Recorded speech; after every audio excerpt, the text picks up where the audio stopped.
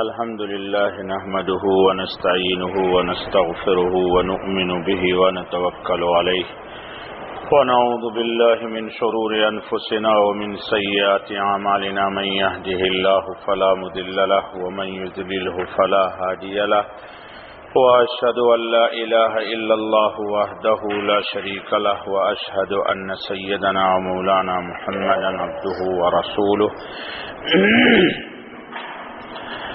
بسم الله الرحمن الرحيم رب اشرح لي صدري ويسر لي أمري واحلل عقدة من لساني يفقهوا قولي رب اشرح لي صدري ويسر لي أمري واحلل عقدة من لساني يفقهوا قولي رب اشرح لي صدري ويسر لي أمري واحلل عقدة من لساني يفقهوا قولي يا رب زدني علما سبحانك لا علم لنا إلا ما علمتنا إنك أنت العليم الحكيم يا حي يا قيوم برحمتك أستغيث ولا تكلني إلى نفسي طرفة عين ولا أقل من ذلك اللهم برحمتك اصلح لي شانی كله درود شریف پڑھیے اللهم صل على سيدنا مولانا محمد وعلى آل سيدنا مولانا محمد صلاة تنجينا بها من جميع الأهوال والآفات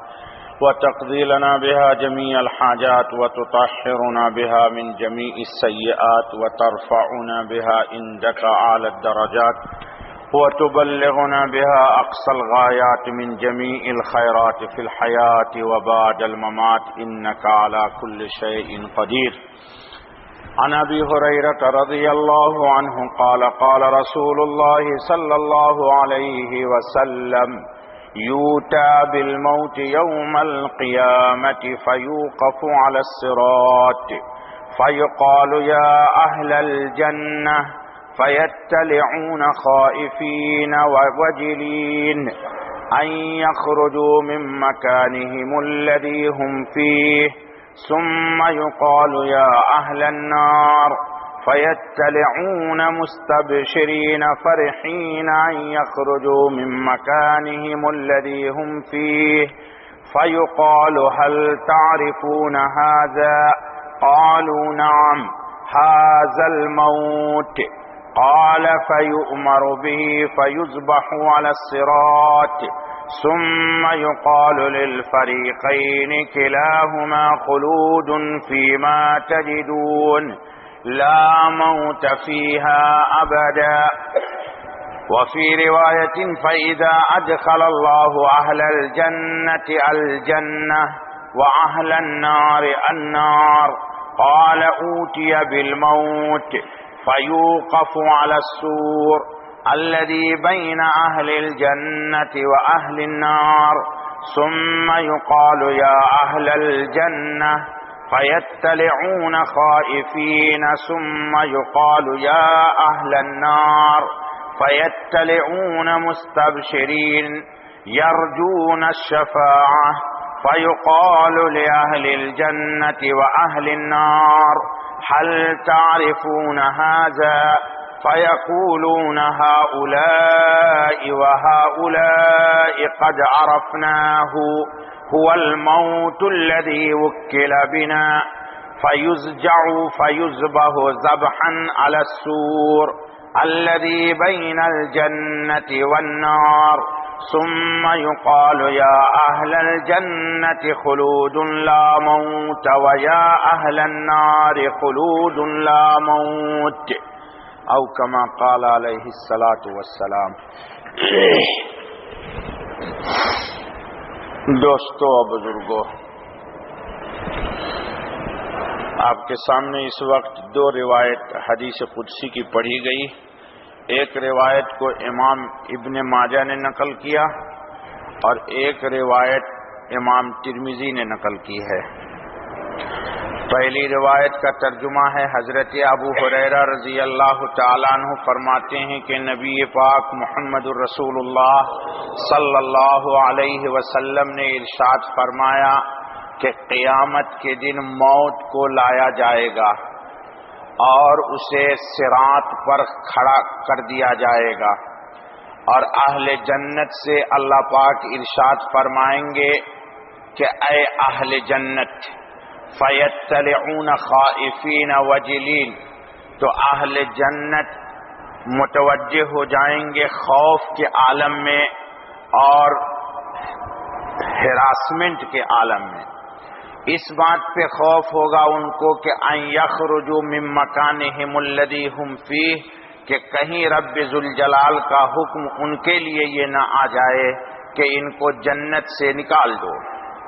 پھر اللہ پاک فرمائیں گے یا اہل النار، اے دوزخیو، تو اہل دوزخ خوشی کے عالم میں، مسرت کے عالم میں اللہ کی طرف متوجہ ہو جائیں گے۔ اس بات کی خوشی ہوگی کہ انہیں دوزخ سے نکالنے کا حکم نہ مل جائے۔ فیقال، اللہ پاک فرمائیں گے هل تعرفون ھذا، پہچانتے ہو اس کو؟ قالوا نعم، جنتی اور دوزخی دونوں ہی فرمائیں گے کہ ھذا الموت، یہ موت ہے۔ قال فیؤمر به، اللہ کا حکم ہوگا، فیذبح علی الصراط، تو موت کو صراط کے اوپر ذبح کر دیا جائے گا۔ ثم یقال للفریقین کلاہما خلود فیما تجدون لا موت فیہا ابدا، پھر ارشاد ہوگا کہ اے اہل جنت اور اہل جہنم، ہمیشہ ہمیش کے لیے اب تم لوگ جہاں ہو وہیں پہ ٹھہرے رہو، اب تجھے کبھی موت نہیں آئے گی۔ اللہ تعالیٰ بری موت سے ہم سب کی حفاظت فرمائے۔ ترمذی میں ہے کہ جب اللہ تعالیٰ جنتی کو جنت میں داخل کر دیں گے اور دوزخی کو دوزخ میں، تو موت کو لایا جائے گا، فیوقف علی السور، تو اس کو دوزخ اور جنت کے درمیان کھڑا کر دیا جائے گا، اور اللہ تعالیٰ اہل جنت سے فرمائیں گے کہ اے اہل جنت، فیطلعون خائفین، وہ اللہ کی طرف متوجہ ہوں گے خوف کے عالم میں۔ پھر کہا جائے گا کہ اے دوزخیو، پھر وہ بھی اللہ کی طرف متوجہ ہو جائیں گے امید لگا کر، یرجون الشفاعہ، انہیں امید ہوگی کہ شاید اہل دوزخ کے حق میں کسی کی شفاعت قبول کی گئی ہے۔ فیقال لأہل الجنہ، اہل جنت سے کہا جائے گا اور اہل نار سے کہ تم پہچانتے ہو اس کو؟ فیقولون ہؤلاء وہؤلاء قد عرفناہ، ہاں ہم بہت اچھی طرح پہچانتے ہیں کہ یہ وہی موت ہے جو ہمارے پیچھے پیچھے چلا کرتی تھی اور ہم پر مسلط تھی۔ فیضجعوا، پس چت لٹا دیا جائے گا موت کو، اور اس کو اللہ تعالیٰ جنت و جہنم کے درمیان ذبح کر دیں گے، اور اللہ پاک ارشاد فرمائیں گے کہ اے اہل جنت، خلود لا موت، ہمیشہ ہمیش کے لیے جنت کی نعمتوں میں خوش رہو، اب تجھے موت نہیں آئے گی، اور اے دوزخیو، ہمیشہ ہمیش دوزخ میں رہو، اب تجھے کبھی موت نہیں آئے گی۔ یہ تو تھا دوستو ترجمہ۔ اس حدیث کو سمجھنے سے پہلے ایک بنیادی چیز سمجھ لیجئے، پھر حدیث کا سمجھنا آسان ہو جائے گا۔ دنیا اہل ایمان کے لیے تعب کی جگہ ہے، دنیا اہل ایمان کے لیے راحت کی جگہ علی العموم نہیں ہے۔ دنیا اہل ایمان کے لیے قرار کی جگہ علی العموم نہیں ہے۔ دنیا مسرتوں کی تکمیل کے لیے، خواہشوں کی تکمیل کے لیے اللہ پاک نے دنیا کو اہل ایمان کے لیے نہیں بنایا۔ دنیا دوسروں کے لیے وقتی نفع کی چیز ہے، قرار ان کو بھی یہاں نہیں ہے۔ ہمیں یہاں قرار نہیں ہے، ہمیں آخرت میں قرار ہے۔ ان کو یہاں بے قراری اور ظلمات بعضها فوق بعض، آخرت میں بے قراری کے اوپر بڑی بے قراری۔ تو اللہ پاک نے دنیا کو تعب اور تھکن کی جگہ بنایا. اور ایک بات اور یاد رکھ لیجئے، ہر اللہ والے کو، ہر صاحب ایمان کو، ہر صاحب مجاہدہ کو، ہر صاحب اعمال صالحہ کرنے والے کی مشقت کو یا کسی جسمانی پریشانی کو جب سوچا جاتا ہے اور اہل ایمان جب یہ تصور کر لیتا ہے کہ ہر غم، ہر پریشانی ہماری موت تک ہی ہے، اہل ایمان کے لیے، اہل ایمان جب اس بات کو سوچتا ہے کہ ہماری یہ پریشانی، ہماری یہ مصیبت، ہماری یہ تکلیف، ہمارا یہ رنج، ہمارا یہ غم، ہمارا یہ دکھ، ہمارا یہ درد، ہمارے یہ آلام، ہمارے یہ مصائب، ہماری یہ پریشانیاں، یہ صرف موت تک کے لیے ہے.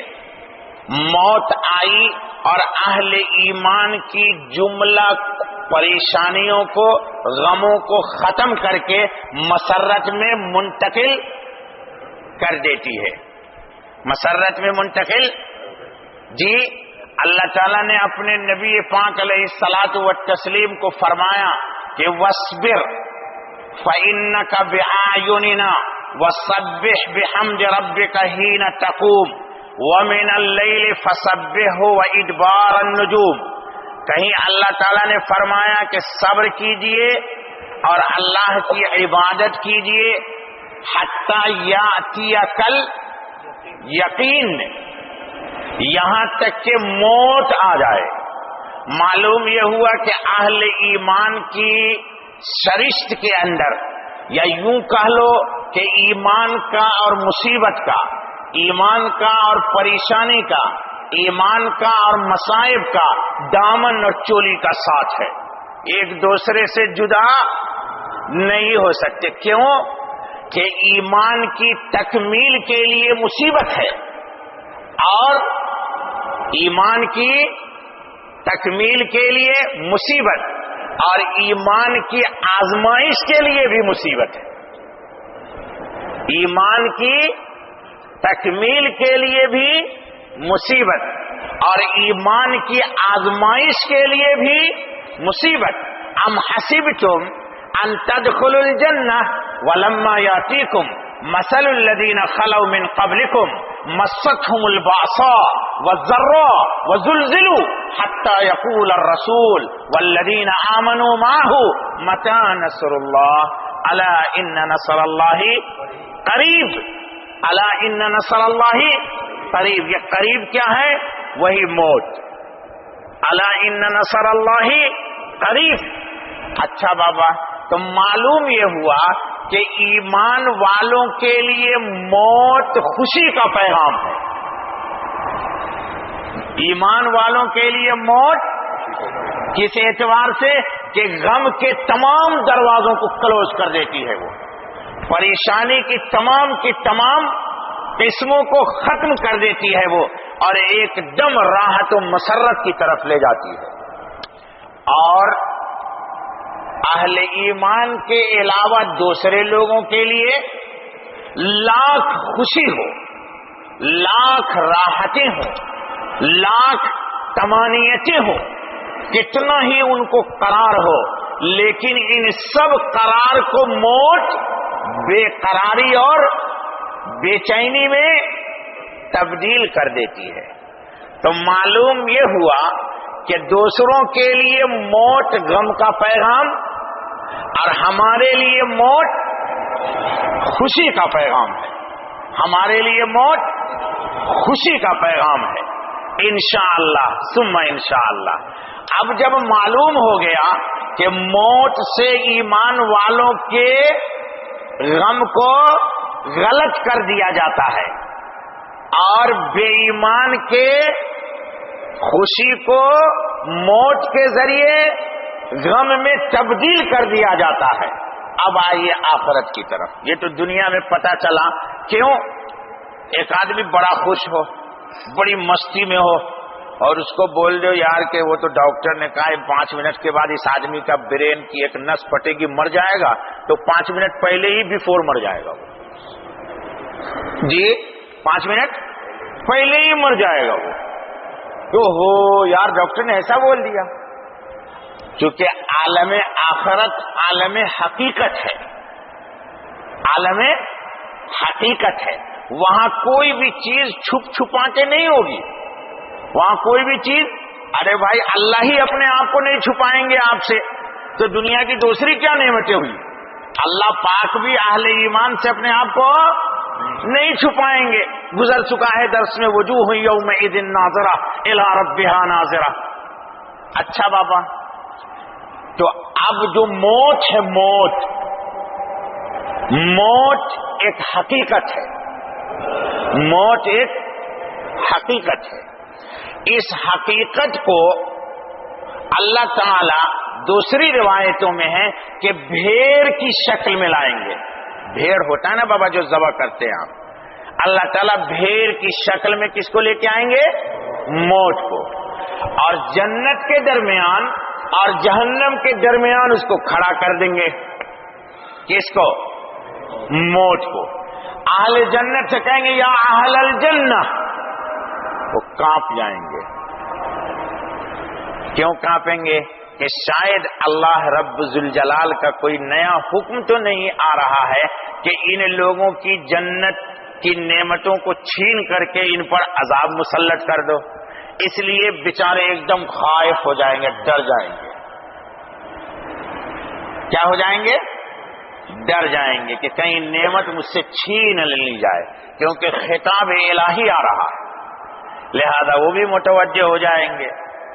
مان اللہ پاک کہیں گے اے دوزخیو،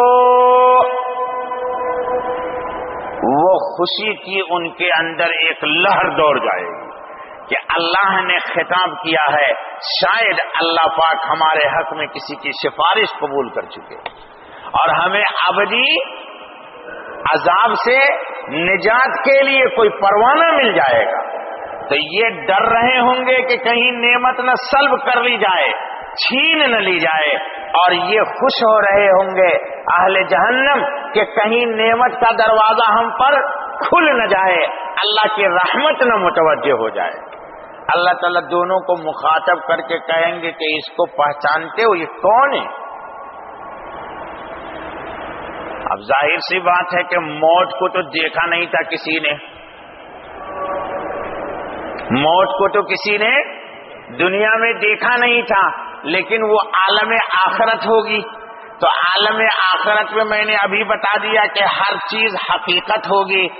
دونوں پہچان لیں گے کہ یہی ہے وہ موت جو ہمارے پیچھے پیچھے گھومتی تھی، اور اس کا قوت شامہ اتنا تیز تھا، قوت شامہ موت کی اتنی تیز ہے کہ لاکھوں کے مجمع میں انسان بیٹھا ہو یہ اسی کے پاس جاتی ہے. جی، یہ گودی میں ایک انسان کو لیے ہوا ہے، گودی والے کو جو تندرست توانا ہے نہیں پکڑتی، اور اس کے گود میں معصوم سا چھوٹا سا منا ہے اس کو پکڑ لیتی ہے.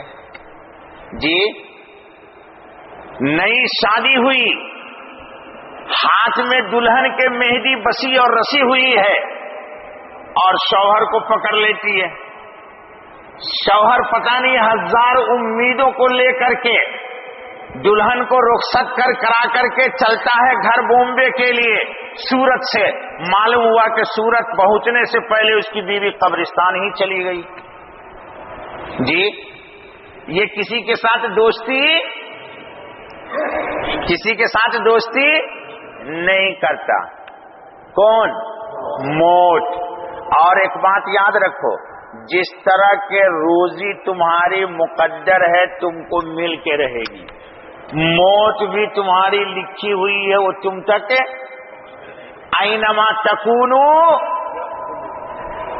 یدرککم الموت، اینما تکونو یدرککم الموت ولو کنتم فی بروج مشیدہ. تم جہاں ہوگے یہ موت وہیں آئے گی، یہ موت وہیں آئے گی. اللہ تعالیٰ لائے، پر ایمان اور اپنی رضا اور غفران کے ساتھ لائے۔ آئے بھائی، میں نے ابھی بتا دیا کہ مومن کے لیے تحفہ ہے وہ ہمارے حضرت حکیم صاحب دامت برکاتہم کا قول کسی نے نقل کیا کہ اپنے مجلس میں ایک دفعہ انہوں نے فرمایا کہ یہ موت کیوں نہیں آ رہی، اللہ پاک کیوں لیٹ کیے ہوئے ہیں؟ مولانا مناظر احسن گیلانی ایک بہت بڑے شیخ الہند کے شاگرد گزرے ہیں، ہمیشہ کہا کرتے تھے کہ موت جنت میں کوئی بوڑھا نہیں جائے گا۔ رات میں نے پڑھا تو حیران ہو گیا، ہمیشہ کہتے تھے کہ جنت میں کوئی بوڑھا نہیں جائے گا۔ انتقال سے پہلے قاری صاحب لکھا ہے تاریخ میں کہ بالکل 22 سال کا نوجوان کی طرح ان کی شکل پر گال پر گوشت آ گئے اور سارے سفید بال سیاہ ہو گئے، اور پھر موت آئی۔ ہزاروں مجمع نے دیکھا کہ دنیا ہی میں اللہ نے موت کی آنے سے پہلے جنت کی پربہار کیفیت ان پر مسلط کر دی۔ مولانا مناظر احسن گیلانی، کتاب بہت دنوں سے نایاب تھی، مقالات احسانی، ابھی میں نے کراچی سے منگوایا ہے، پڑھ کے حیران ہو گیا۔ اچھا بابا، اللہ تعالیٰ ایمان کے ساتھ لائے، غفران کے ساتھ لائے، رضوان کے ساتھ آئے، اللہ کی رحمت و تجلیات کے ساتھ آئے۔ گھبرانا نہیں بابا، وہ تو ہم کو اپنے اللہ سے ملاتی ہے، وہ ہم کو الموت جسر، بزرگوں نے لکھا الموت جسر یوصل الحبیب الی الحبیب، موت ایک پل ہے جو دوست کو دوست سے ملا دیتی ہے۔ دوست کو دیکھو دوستو، تھوڑی تھوڑی سی روزانہ اللہ سے ملنے کی طلب پیدا کرو، اللہ تعالی سے ملنے کی طلب پیدا کرو، پھر موت تم کو محبوب ہو جائے گی۔ موت تم کو، ارے بابا اصحاب پیغمبر رسول صلی اللہ علیہ وسلم کے لیے یہود نے جو تعارف کرایا ہے اصحاب محمد کا، یہود نے تو کہا کہ یہ اصحاب محمد عجیب لوگ ہیں، ہم جتنا شراب کو دلچسپی سے نہیں طلب کرتے اس سے زیادہ اصحاب محمد موت کی جستجو میں ہیں، موت کی جستجو میں ہے، ہم شراب سے زیادہ محبوب ان کو موت ہے۔ اللہ اکبر۔ تو جب موت کو دوست رکھو گے تو اللہ کی ملاقات آسان ہو جائے گی، چونکہ اسی دروازے سے گزرنا ہے۔ خیر بات آگے نکل جاتی ہے، تو اللہ بلائیں گے، دونوں کہہ دیں گے یہ موت ہے، اب اللہ پاک اس کو چت لٹا دیں گے۔ جی کبھی آپ لوگوں نے کشتی دیکھی، دنگل دیکھا؟ پہلے زمانے میں دنگل ہوا کرتا تھا زبردست پہلوانوں کا، تو پہلوانوں کی جیت کی کیا علامت ہوتی تھی؟ چت کر دینا۔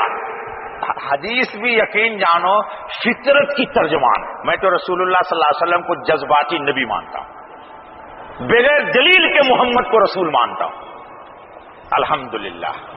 یقین جانو کہ الفاظ بھی نبی کی زبان مبارک سے ایسے نکلتے ہیں جو فطرت کی ترجمان ہے۔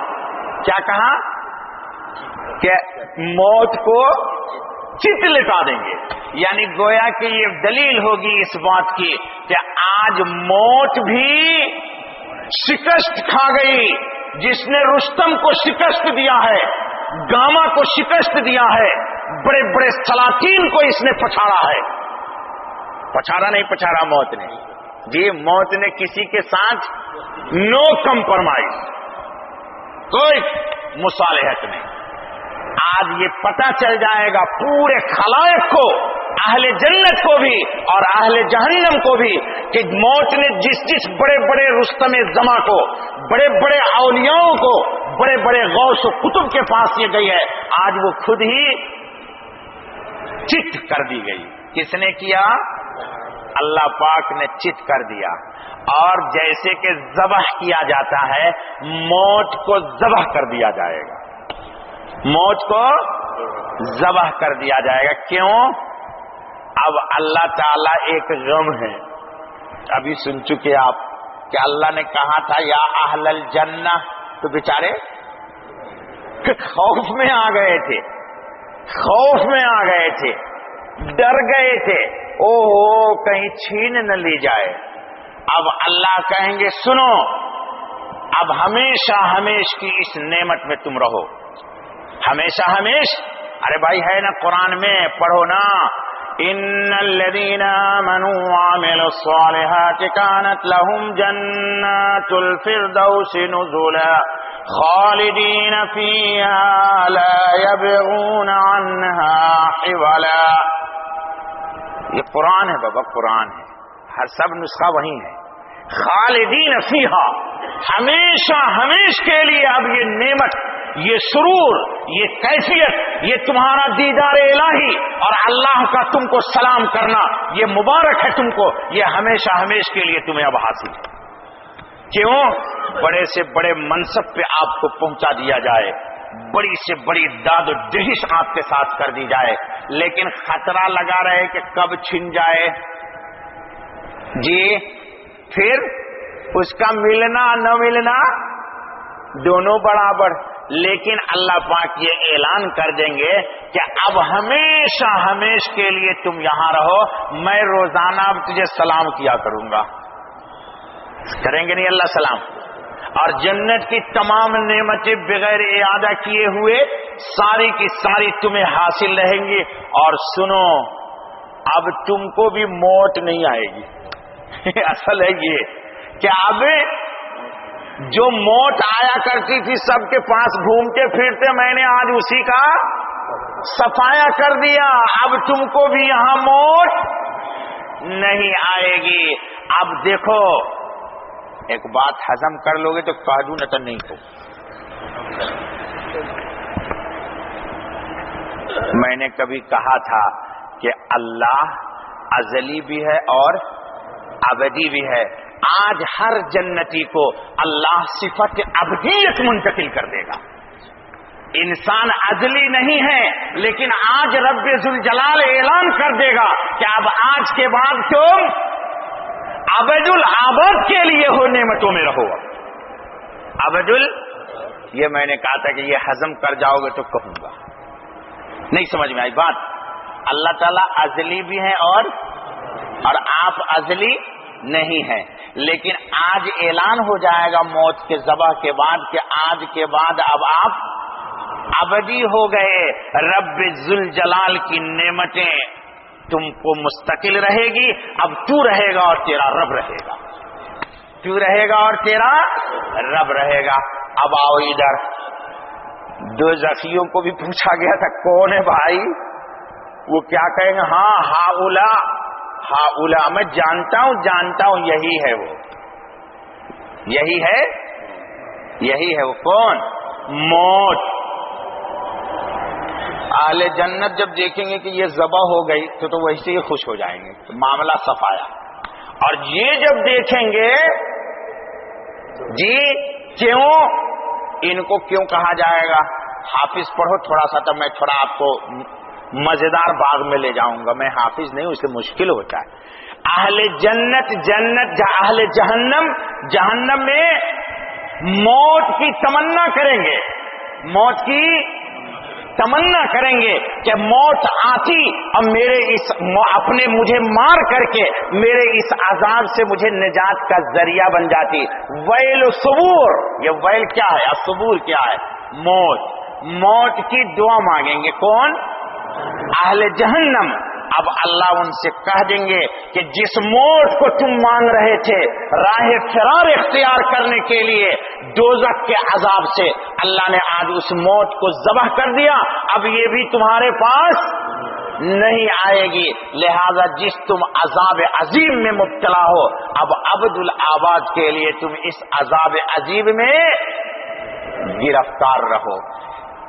آج کے بعد اہل جہنم ایک سر اللہ کی رحمتوں سے نا امید ہو جائیں گے، اور تمام کی تمام رحمتیں اہل جنت کے لیے خاص ہو جائیں گی، اعلان کر دی جائیں گی کہ رحمت کا تعلق صرف اس طرف ہے۔